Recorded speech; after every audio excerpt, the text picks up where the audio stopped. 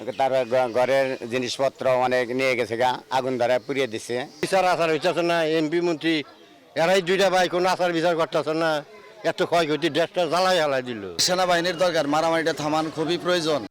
টাঙ্গাইলের গোপালপুর ও ভূঁইয়াপুর উপজেলার 2 গ্রামের সংঘর্ষে একজন নিহত হওয়ার পর পরিস্থিতি নিয়ন্ত্রণে 144 ধারা জারি করে প্রশাসন। তবে সেই নিষেধাজ্ঞা উপেক্ষা করে আবারও সংঘর্ষ, অগ্নিসংযোগ এবং ভাঙচুরের ঘটনা ঘটেছে।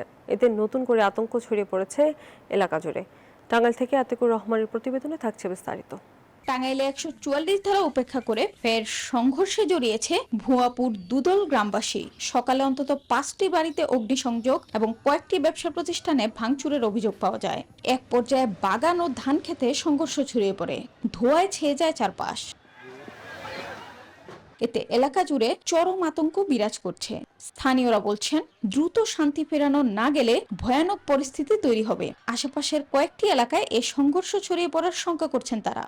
সব মশার বিরুদ্ধে সুরক্ষা দিতে এলো বসুন্ধরা এক্সট্রিম অ্যারোসল, মশার বিরুদ্ধে এক্সট্রিম সুরক্ষা।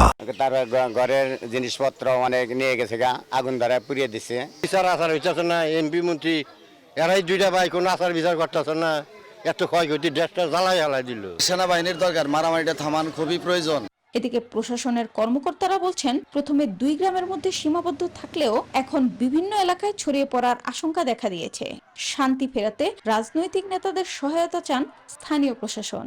যারা সংশ্লিষ্ট, যারা গণ্যমান্য ব্যক্তি, রাজনৈতিক নেতৃবৃন্দ রয়েছেন, তাদের দায়িত্বশীল ভূমিকা এখানে, জোরালো দায়িত্বশীল ভূমিকা এখানে প্রয়োজন রয়েছে। চেষ্টা করছি যে বর্তমান যে আমাদের আইন শৃঙ্খলা রক্ষাকারী বাহিনী যারা এখানে মোতায়েন রয়েছে, তাদের সহযোগিতা নিয়ে আমরা এই বর্তমান পরিস্থিতিকে নিয়ন্ত্রণ করার চেষ্টা করছি। এর আগে বৃহস্পতিবার দোকানে বাকি খাওয়াকে কেন্দ্র করে শুরু হয় বিরোধিতা। এর জেরে সংঘর্ষে জড়ায় 2 গ্রামের মানুষ। পরে বিকেলে আবারও দেশীয় অস্ত্র নিয়ে সংঘর্ষে জড়িয়ে পড়ে উভয় পক্ষ। সংঘর্ষে একজন নিহত এবং বেশ কয়েকজন আহত হন। এরপর পরিস্থিতি নিয়ন্ত্রণে 144 ধারা জারি করে প্রশাসন। Desk report, news 24।